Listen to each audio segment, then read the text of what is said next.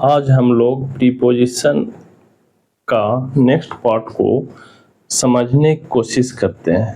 Preposition in, at and on का प्रयोग place के अनुसार देखते हैं। अब इन, एट एंड ऑन का प्रयोग स्थान यानी कि प्लेस के अनुसार कैसे करेंगे, इसको हम लोग समझने की कोशिश करते हैं। ये भी एग्जाम पॉइंट ऑफ व्यू से बहुत इम्पोर्टेंट है, क्योंकि प्रत्येक साल एग्जाम में देता है। इन का प्रयोग देखते हैं। जब कोई वस्तु किसी स्थान पर हो तथा वह चारों तरफ से घिरा हो, उस स्थिति में हम लोग इन का प्रयोग करते हैं। जैसे he is in the room, और वह कहाँ है, रूम में है, तो रूम भी चारों तरफ से घिरा रहता है। Ram is in the office, office Ram कहाँ, ऑफिस में है, तो ऑफिस भी चारों तरफ से घिरा हुआ है। His bag is in the car, उसका बैग कहाँ है, कार में है। उसके बाद तो एक कुछ एग्जाम्पल है जिससे हम लोग इनको समझने की कोशिश किए। नेक्स्ट इनका एक जगह और हम लोग प्रयोग करते हैं, जैसे जहाँ जनरल एरिया को इंडिकेट कराना होता है, बताना होता है, वहां पर भी हम लोग इनका प्रयोग करते हैं। जैसे ही लिव्स इन लंदन, तो यहाँ लंदन जनरल एरिया है। ही लिव्स इन पटना, ये भी जनरल एरिया को इंडिकेट कर रहा है।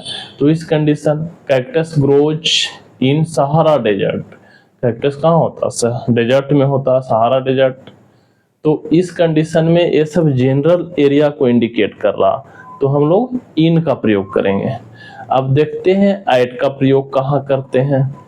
यदि कोई वस्तु किसी स्थान के नजदीक का टच करता हो लेकिन निश्चित स्थान पर नहीं हो, निश्चित स्थान मतलब वो उसका स्थान फिक्स नहीं हो, सर्टेन प्लेस पर नहीं हो, अनसर्टेन हो, उस स्थिति में हम लोग एट का प्रयोग करते हैं। जैसे I saw him at the railway station, उसको कहाँ देखे, रेलवे स्टेशन पर। अब रेलवे स्टेशन को तो टच कर रहा, लेकिन रेलवे स्टेशन बहुत बड़ा है, तो किस स्थान पर रेलवे स्टेशन पर है ये फिक्स नहीं है, अनसर्टेन है, सर्टेन नहीं है। इस कंडीशन में हम लोग एट का प्रयोग किए। जिससे B met at the park, कहाँ मिले, पार्क में, तो पार्क भी बड़ा होता है, तो पार्क कोई निश्चित स्थान इसको नहीं बताया जा रहा पार्क में भी कि किस स्थान पर मिले, यानी कि अनसर्टेन है, सर्टेन प्लेस नहीं है। उस कंडीशन में हम लोग एट का प्रयोग किए।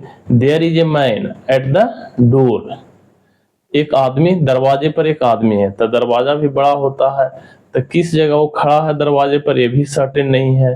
तो इस कंडीशन में हम लोग एट का प्रयोग किए।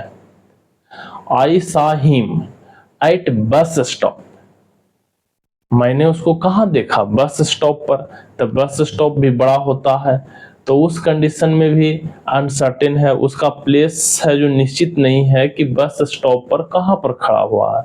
तो इस कंडीशन में हम लोग एट का प्रयोग करते हैं।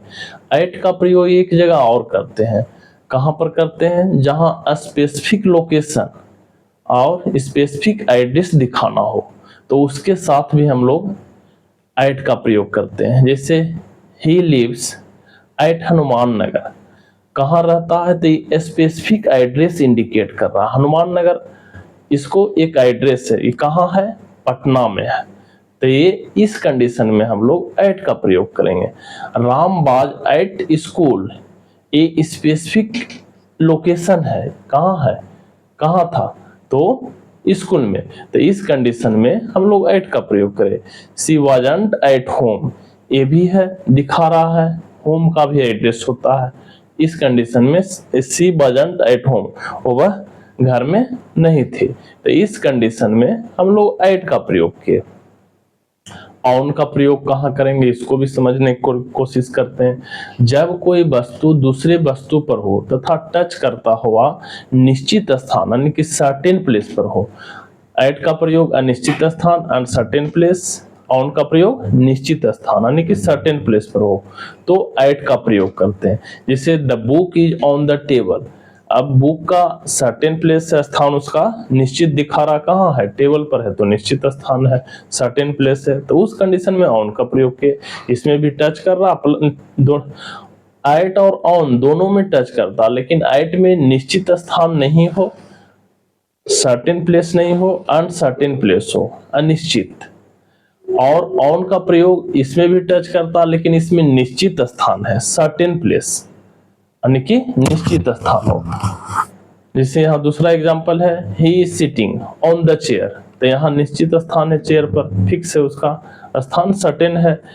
Did you set on the mat, यहाँ पर भी तो मैट भी एक सर्टेन स्थान है, स्पेस है, प्लेस है, तो उस कंडीशन में यहाँ पे ऑन का प्रयोग किए।